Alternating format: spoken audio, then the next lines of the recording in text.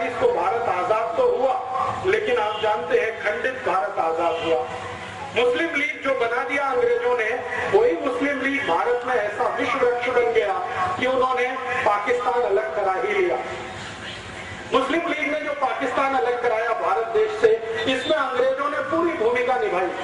और अंग्रेजों का यह था कि मुस्लिम लीग को भारत में इतना बढ़ावा दो कि ये कांग्रेस के हिंदू नेताओं से थोड़ी बड़ी संस्था हो जाए। तो मुस्लिम लीग का सारा फंड अंग्रेजों के यहां से आता था। आपको सुनकर आश्चर्य होगा, मोहम्मद अली जिन्ना जितना भी पैसा खर्च किया वो सब अंग्रेजों ने डोनेशन में दिया। और मोहम्मद अली जिन्ना का एक लेफ्ट हैंड और राइट हैंड मैन माना जाता था सोहरावर्दी करके, वो कलकत्ता का बड़ा नेता था। सोहरावर्दी जितना खर्चा किया वो सब अंग्रेजों ने डोनेशन में दिया।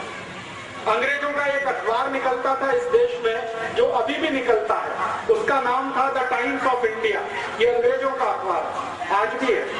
अंग्रेजी एक कंपनी है जिसका नाम है बेनेट एंड कोलमैन, ये उसी कंपनी का अखबार है, तभी से निकलता है। तो टाइम्स ऑफ इंडिया की ये पॉलिसी थी कि मुस्लिम लीग का नेता छोटी से छोटी सभा का आयोजन करे तो उसको बड़े से बड़ा पोस्टर बनाकर, उसकी बड़ी न्यूज बनाकर टाइम्स ऑफ इंडिया के फ्रंट पेज पर देना। कई बार ऐसी हंसी आती है, मोहम्मद अली जिन्ना को जुकाम हो गया, खांसी हो गई, तो टाइम्स ऑफ इंडिया की फ्रंट पेज की न्यूज होती थी कि मोहम्मद अली जिन्ना कल से बीमार है, वो घर से बाहर नहीं निकला, उसको फ्रंट पेज पे कवरेज होता है। और आपको मैं एक आश्चर्य करने वाली बात बताता हूं कि मोहम्मद अली जिन्ना मुस्लिम लीग का नेता था, मुसलमानों का नेता वो कभी नहीं बन पाया। मुस्लिम लीग एक संगठन था, उसका नेता था, मुसलमानों ने उसे अपना नेता कभी नहीं माना। आप जानते हैं कारण क्या था? कारण सबसे बड़ा ये था कि मोहम्मद अली जिन्ना रोज हंदी मांस खाता।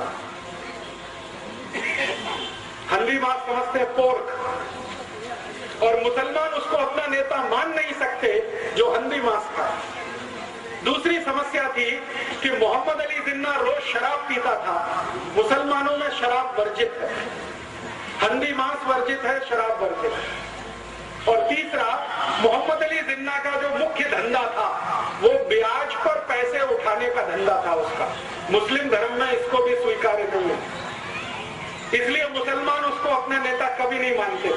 आपको सुनकर आश्चर्य होगा, एक बार ये जिन्ना लाहौर में मुसलमानों की एक सभा में चला गया तो मुसलमानों ने मंच पर चढ़कर इसका मुंह काला कर दिया और एक गधे पर बिठाकर उसका सर्कस निकाला पूरे लाहौर में। उसके बाद हिम्मत नहीं पड़ी लाहौर जाने का, अखबारों में खूब छपा और जिन्ना को पूछा गया कि आपके मुसलमान ही आपको नेता नहीं मानते तो आप हैं किसके नेता? तो धीरे से उसने कहा कि मैं तो अंग्रेजों का नेता हूं, अंग्रेजों का बनाया हुआ नेता। अब आप जरा सोच सकते हैं, जिसको मुसलमानों ने नेता नहीं माना, उस व्यक्ति की ताकत इतनी कैसे हो गई कि उसने पाकिस्तान बना दिया इस देश में। कभी तो मन में ये विचार आएगा आपके। बहुत दिन में ये सोचता रहा कि जो मुसलमानों का नेता कभी हुआ नहीं, 10 लोगों ने जिंदगी में कभी उसका भाषण सुना नहीं, वो इतना ताकतवर कैसे हुआ कि उसने भारत से एक अलग हिस्सा पाकिस्तान बना दिया। बात ये है और सच्चाई है जो मैं आपको बोलकर जाना चाहता हूं, और ये सच्चाई सुनते समय किसी के दिल को दुखावा हो तो मैं क्षमा मांगता हूं कि ये जो पाकिस्तान बना उसमें मोहम्मद अली जिन्ना की भूमिका इतनी बड़ी नहीं थी, उससे ज्यादा बड़ी भूमिका लेडी माउंटबेटन की थी। एडविना माउंटबेटन का नाम आप जानते हैं, नहीं जानते तो जान लीजिए। वो भारत का अंतिम अंग्रेज अधिकारी जिसका नाम था लुइस माउंटबेटन, उसकी पत्नी थी एडविना माउंटबेटन। ये पाकिस्तान बनाने का सबसे बड़ा कारण वो एडविना थी। आप जानते हैं वो क्या खेल खेला उसने? एडविना माउंटबेटन लंदन के हैरिस कॉलेज में पढ़ती थी जिसमें ये जिन पढ़ा करता, और उसी कॉलेज में भारत के पहले प्रधानमंत्री पंडित जवाहरलाल नेहरू भी पढ़ते। हैरिस कॉलेज में 3 लोग पढ़ते थे साथ में एक ही क्लास में ध्यान देना, जिन्ना मोहम्मद अली, पंडित जवाहरलाल नेहरू और एडविना। उस समय वो माउंटबेटन नहीं थे, शादी उसकी बाद में हुई। तो एडविना, जिन्ना और नेहरू एक ही क्लास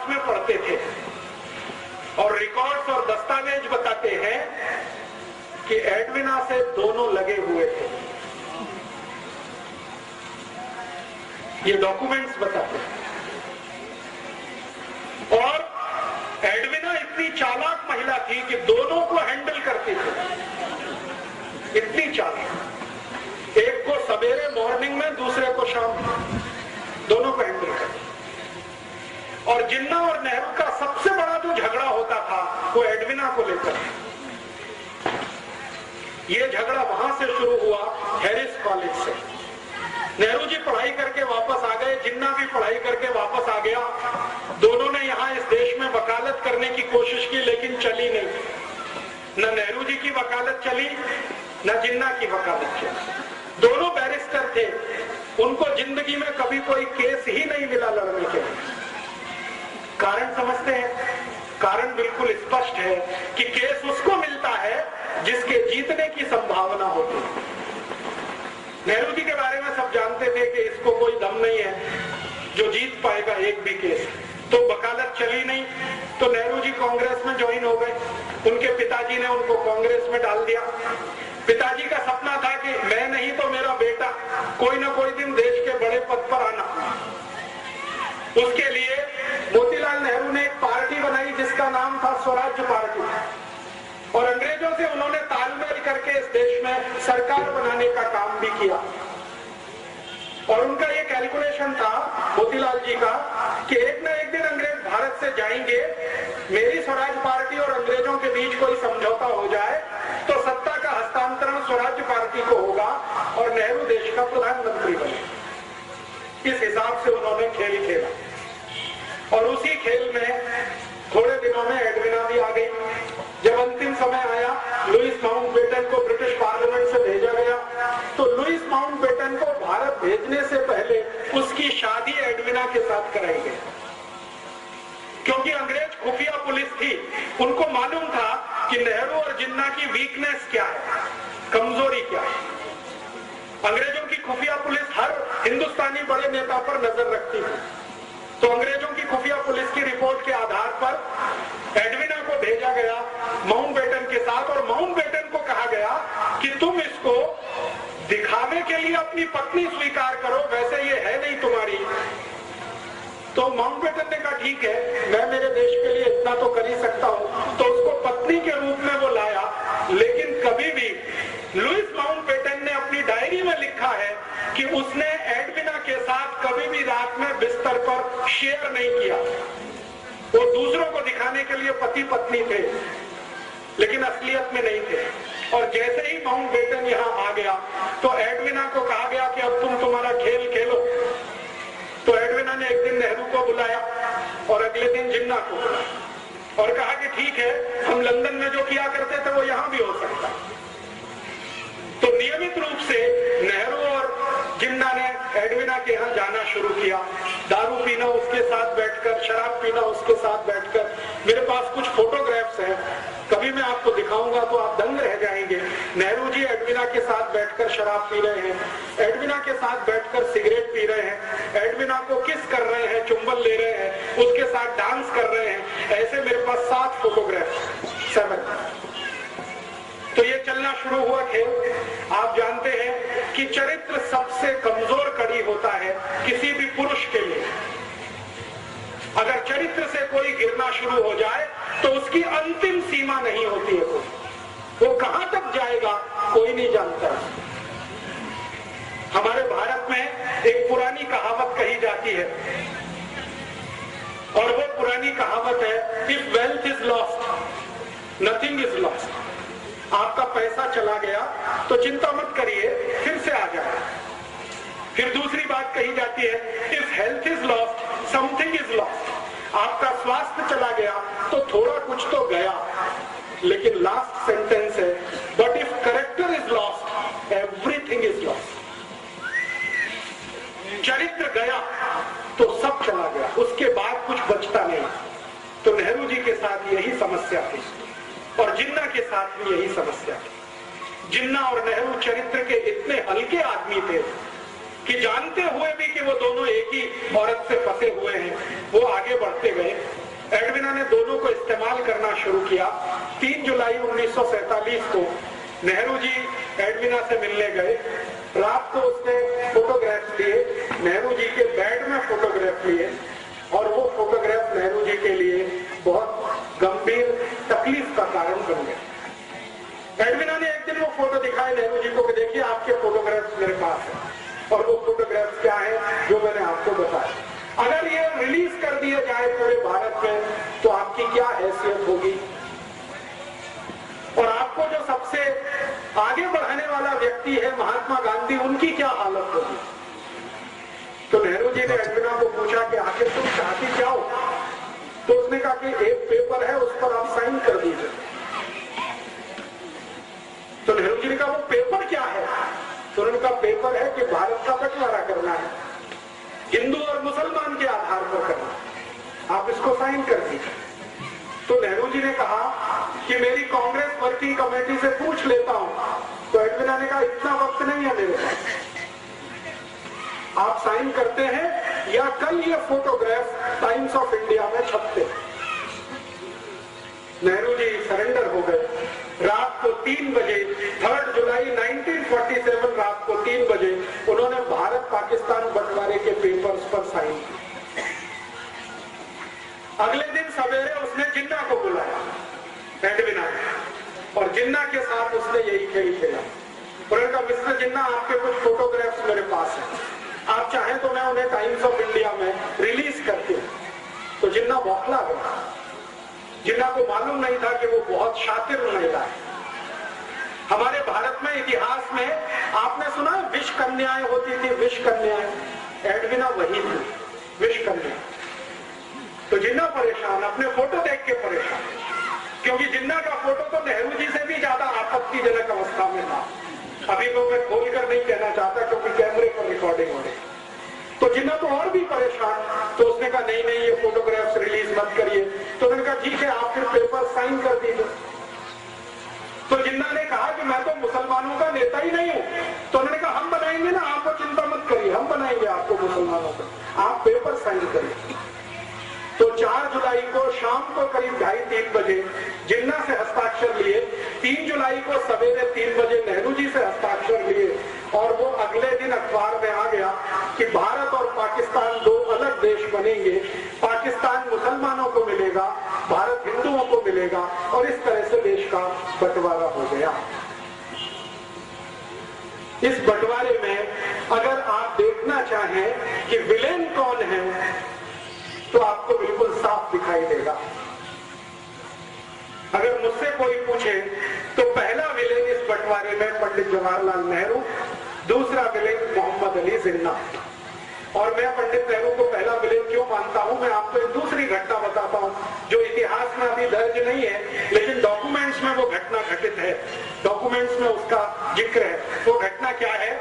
घटना ये है कि भारत पाकिस्तान बंटवारा हो गया जिन्ना के हस्ताक्षर और नेहरू के हस्ताक्षर से। थोड़े दिन के बाद गांधी जी को यह पता चला। गांधी जी को पता चला तो गांधी जी ने अपना सिर पीटा। आप में से कोई शायद ये बात नहीं जानता है, गांधी जी को एक आदत थी, और वो आदत ये थी कि वो अपने पर जब गुस्सा करते थे तो अपना सिर पीटते थे, ऐसे करके बहुत तेज मारते थे, घूंसों से मारते थे, अपने को मारते थे। जिस दिन गांधी जी को पता चला कि नेहरू ने बंटवारे के पेपर्स पर हस्ताक्षर किए, उस दिन उन्होंने अपने को पीटा और उन्होंने कहा कि अब मैं जिंदा नहीं रहना चाहता, क्योंकि मैंने जिसको आगे बढ़ाया वो इतना कमजोर निकलेगा ये मुझे नहीं मालूम। परिणाम क्या हुआ? गांधी जी ने जिन्ना को बुलाया और कहा कि भाई तुम ये बंटवारा क्यों कर रहे हो? तो जिन्ना ने कहा बापू मैंने हस्ताक्षर कर दिए हैं, लेकिन आप मुझे एक वचन दो तो मैं मेरा एक एफिडेविट लगाने को तैयार हूं, और एडविना ने मेरे साथ जो ब्लैकमेलिंग किया है वो सबको बताने को तैयार हूं। गांधी जी ने पूछा क्या? उन्होंने कहा कि मुझे भारत का प्रधानमंत्री बनवा दो। गांधी जी ने कहा बस इतनी ही मांग है तुम्हारी? उन्होंने कहा हाँ, मुझे प्रधानमंत्री बनवा दो, मुझे पाकिस्तान नहीं चाहिए। तो गांधी जी ने कहा ठीक है मैं विचार करूंगा तुम्हारी मांग पर। अगले दिन नेहरू को बुलाया और नेहरू से कहा कि देखो जिन्ना तैयार है, वो एफिडेविट देना चाहता है, एडविना ने कुछ ब्लैकमेलिंग किया है, वो पूरे देश को बताना बनाना चाहता है उसकी एक ही शर्त है कि भारत का प्रधानमंत्री उसे होना। बोलो। तो नेहरू जी ने कहा कि बापू, जिन्ना को भारत का प्रधानमंत्री तो क्या, मैं मेरे ऑफिस का चपरासी नहीं बना सकता, कारकुन नहीं बना सकता। तो गांधी जी ने कहा तुमको जिन्ना से इतनी दुश्मनी क्यों है? तुम दोनों साथ साथ पढ़े लंदन में हैरिस कॉलेज में, तुमको स्कॉलरशिप मिली, जिन्ना को स्कॉलरशिप मिली, साथ में जिस स्कूल में तुम पढ़े, साथ में रहे 15 साल और तुम में दोस्ती इतनी ज्यादा थी, अब ये दुश्मनी इतनी क्यों? तो नेहरू जी ने असलियत नहीं बताई।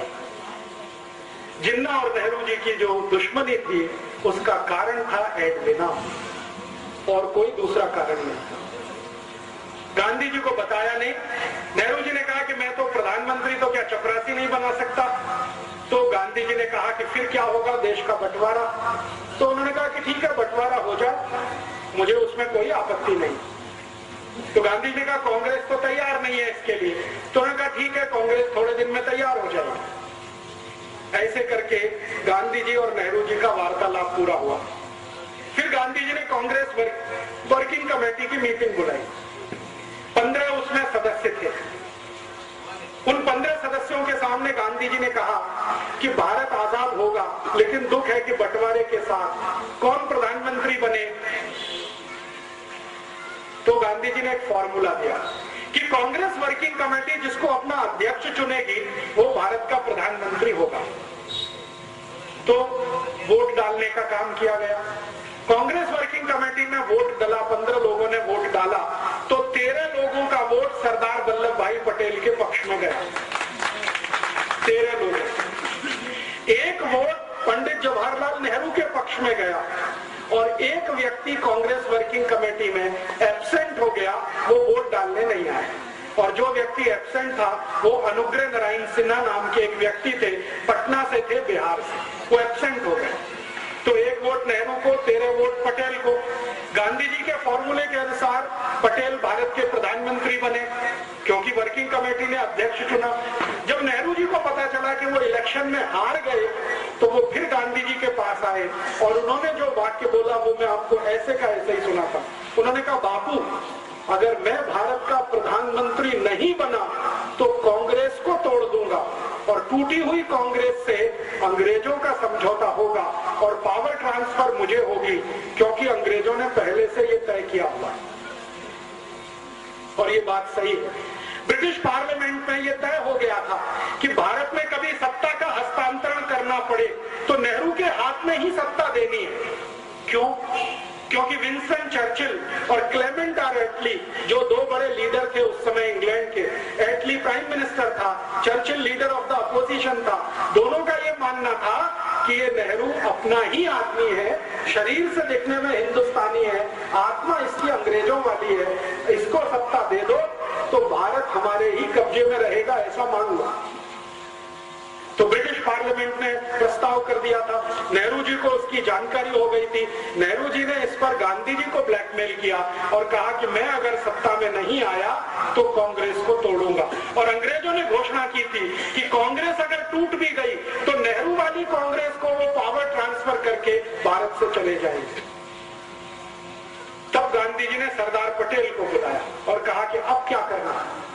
तो सरदार पटेल ने कहा कि देश का एक बंटवारा और हो, ये मुझे मंजूर नहीं है, मैं मेरा वापस लेता हूं, आप नेहरू को प्रधानमंत्री पद की शपथ करवाइए। तो गांधी जी ने कहा कि मैं प्रधानमंत्री पद की शपथ उसको नहीं करा सकता क्योंकि मेरा दिल अब उससे हट गया है। ये जरूर है कि तुम मंत्रिमंडल में आ जाओ, डिप्टी प्राइम मिनिस्टर की पोस्ट पे रहो ताकि नेहरू के ऊपर कंट्रोल रहे, और मैं तो जाऊंगा नहीं ऐसे किसी समारोह में जहां नेहरू को प्रधानमंत्री पद की शपथ दिलाई जाएगी। और आप जानते हैं कि 15 अगस्त 47 को जब शपथ ग्रहण समारोह हुआ, गांधी जी उसमें नहीं गए। गांधी जी नहीं गए। गांधी जी उस समय बंगाल के एक गांव में थे, नोआखाली में। ये गांव अभी बांग्लादेश में चला गया। तो नोआखाली के गांव में गांधी जी थे। करीब करीब दिल्ली से ये 1700 किलोमीटर दूर है नोआखाली। गांधी जी दिल्ली में नहीं थे। ट्रांसफर ऑफ पावर हुआ है गांधी जी ये कहा करते थे, स्वतंत्रता नहीं आई है, आजादी नहीं आई है, सत्ता का हस्तांतरण हुआ है बस। और जो गांधी जी बोलकर नहीं गए और वो उनके कहने में समझ में आता है, वो मैं कह देता हूँ। गांधी जी ये मानते थे कि गोरे अंग्रेजों की सत्ता किसी काले अंग्रेज के हाथ में आई है, इसलिए वो सत्ता के समारोह में शामिल नहीं हुए। और आप फिर जानते हैं, इतिहास आपके सामने है, जिन्ना अलग पाकिस्तान का बन गया, ये बन गया। एक घटना बीच में और हुई थी, वो भी मैं समझा दूं आपको, तो समझ में आएगा नेहरू जी का चरित्र। गांधी जी को एक डॉक्टर मिलने आया एक बार, और ये घटना आजादी मिलने से थोड़े दिन पहले की है। गांधी जी कलकत्ता के पास नोआखाली में से एक डॉक्टर आया। वो डॉक्टर ने गांधी जी को परिचय दिया कि मैं मोहम्मद अली जिन्ना का पर्सनल फिजिशियन हूँ। एक ईरानी व्यक्ति था, कोई नाम मैं भूल गया हूँ, रिकॉर्ड्स में है। उसने गांधी जी को कहा कि मैं मोहम्मद अली जिन्ना का पर्सनल फिजिशियन हूँ, आपसे अकेले में बात करना चाहता हूँ। तो गांधी जी ने कहा क्या बात करना चाहते हो? तो उन्होंने कहा अकेले में, सबके सामने नहीं। तो गांधी जी उसको कमरे में लेके गए। अंदर जो बातचीत गांधी जी ने की, उन्होंने कहा कि देखो मेरी एक संकल्प है। गांधी जी ने डॉक्टर को कहा कि मेरी बातचीत में कोई तीसरा जरूर रहता है जो उसको नोट करता है, लिखता है। मैंने आपको क्या कहा, आपने मुझे क्या कहा। तो उन्होंने कहा वो कौन व्यक्ति है? उन्होंने कहा मेरा सेक्रेटरी प्यारे लाल, वो भी यहाँ रहेगा। तो डॉक्टर ने कहा ठीक है, उससे मुझे कोई बाधा नहीं, माने तकलीफ नहीं, आप बुला लो। तो प्यारे लाल जी को बुलाया और गांधी जी ने कहा कि मैं और ये बात करेंगे, एक एक शब्द लिखना। प्यारे लाल जी बहुत फास्ट लिखते थे, शॉर्ट हैंड में लिखते थे, बाद में उसका ट्रांसक्रिप्शन करते। तो डॉक्टर ने जो बताया गांधी जी को, गांधी जी परेशान हो गए वो सुन के। उन्होंने कहा कि मोहम्मद अली जिन्ना का मैं डॉक्टर हूं और ये जिन्ना बहुत जल्दी मरने वाला है। गांधी जी ने पूछा क्यों?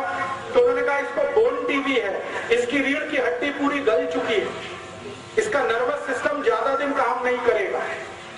तो गांधी जी ने कहा कितने दिन जिंदा रहेगा? तो डॉक्टर ने कहा हो सकता है 2-3 महीने भी जिंदा ना रहे। तो डॉक्टर को पूछा गांधी जी ने आप क्या चाहते हैं? तो उन्होंने कहा मेरी इच्छा है कि आप किसी तरह नेहरू को समझा दो, 2-3 महीने ये जिंदा रहेगा, इसको भारत का प्रधानमंत्री बना दो, देश का बंटवारा तो नहीं होगा। तो गांधी जी ने कहा कि तुम्हारी बात में अगर सच्चाई है तो मैं जरूर प्रयास करूंगा। फिर उन्होंने नेहरू को बुलाया और कहा देखो नेहरू, ये मरने वाला है जिन्ना, ज्यादा दिन जिंदा नहीं रहेगा, इसको बोन टीबी हो गई है, इसका डॉक्टर कहता है कि 2-3 महीने से ज्यादा जिंदा नहीं रहेगा, तुम क्यों अड़े हुए हो? इसको प्रधानमंत्री बन जाने दो, 2-3 महीने के बाद तुम बन जाना, देश तो एक रहेगा। तब नेहरू ने फिर वही बात कही कि मैं जिन्ना को मेरे ऑफिस का चपरासी नहीं बना सकता, प्रधानमंत्री कैसे बनने दूं? तो नेहरू की जिद और जिन्ना का ब्लैकमेलिंग, ये दोनों मिलकर भारत का बंटवारा कर गए और इसमें भारत टूटा। भारत और पाकिस्तान दो अलग देश बने, किसी सिद्धांत के आधार पर नहीं, कोई विचार के आधार पर नहीं, सिर्फ प्रधानमंत्री पद की कुर्सी के कारण। और मैं अभी सब लोगों को ये बोलता हूं कि नेहरू जी तो स्वर्गवासी हो गए 1964 में, लेकिन उनकी आत्मा अब भारत के उन सब नेताओं में प्रवेश कर चुकी है जो कुर्सी के लिए कुछ भी करने को तैयार। वो तो मर गए 27 मई 1964 को। और आप में से शायद कोई जानता है या नहीं, नेहरू जी की मृत्यु बहुत ही दुखद थी। उनको सबसे खराब वो बीमारी हुई थी जिसको सेक्सुअल ट्रांसमिटेड डिसीज कहा जाता, एसटीडी, आज का एड्स कह सकते हैं। एसटीडी उनको था और उनकी मृत्यु के समय जिस डॉक्टर ने उनको एग्जामिन किया था वो बताता है कि नेहरू जी का शरीर सड़ गया, कीड़े पड़ गए थे। बहुत दुखद मृत्यु थी। नेहरू जी की मृत्यु के समय उनके परिवार की जो महिला उनके साथ में थी, उसकी लिखी हुई डायरी में ये है कि नेहरू जी के अंग सड़ गए थे, शरीर के कीड़े पड़ गए थे उसमें, इसलिए वो प्रधानमंत्री पद से छुट्टी लेकर देहरादून गए थे छुट्टी बिताने के लिए, लेकिन वहां से वापस नहीं आए। तो वो तो चले गए, पाकिस्तान बनवा गए इस देश में। जिन्ना का क्या हुआ? भारत पाकिस्तान जैसे ही अलग हुए उसके लगभग 7वें महीने में जिन्ना मर गया। बंटवारा हो गया 14 अगस्त 1947 और इसके ठीक 7वें महीने में जिन्ना मर गया। तो उधर पाकिस्तान जिसने बनाया वो पाकिस्तान का मजा नहीं ले पाया कभी, और पाकिस्तान जिनके लिए बनाया वो पाकिस्तान कभी गए नहीं। आप जानते हैं पाकिस्तान बनाने का जो सबसे बड़ा लॉजिक था वो ये कि भारत में रहने वाले मुसलमान वहां जाएंगे और उनके लिए पाकिस्तान बनेगा। वो यहां से गए नहीं, वो यहां है, शिया हो चाहे सुन्नी हो, वो भारत में ही है, वो पाकिस्तान गए नहीं। और जिन्होंने कभी पाकिस्तान मांगा नहीं उनके सिर पर यह पाकिस्तान थोप दिया गया। वो अफगानिस्तान की सीमा पर रहने वाले जो बलूची लोग हैं ना, उनके ऊपर जबरदस्ती ये थोप दिया। आज पाकिस्तान क्या है आप जानते हैं, सारा का सारा पाकिस्तान ऐसी समस्याओं से घिरा हुआ है जो उसके जन्म से शुरू हुई, और जन्म से जो समस्या शुरू हुई जिन्ना के द्वारा, उसी का दुष्परिणाम है कि आज तक उस देश में कभी लोकतंत्र नहीं रह पाया, प्रजातंत्र नहीं रह पाया, हमेशा किसी सैनिक ने उसका शासन किया। और आज भी आप जानते हैं परवेज मुशर्रफ उन्हीं सैनिकों का रूप है जो जिन्ना के द्वारा पल्लवित और पोषित हुए। लेकिन भारत को एक बड़ा नासूर दे गए, और वो नासूर ये भारत के 3 विलेन, एक जिन्ना, नेहरू और एडविना, ये 3 विलेन को मैं मानता हूं भारत के बंटवारे के लिए जिम्मेदार।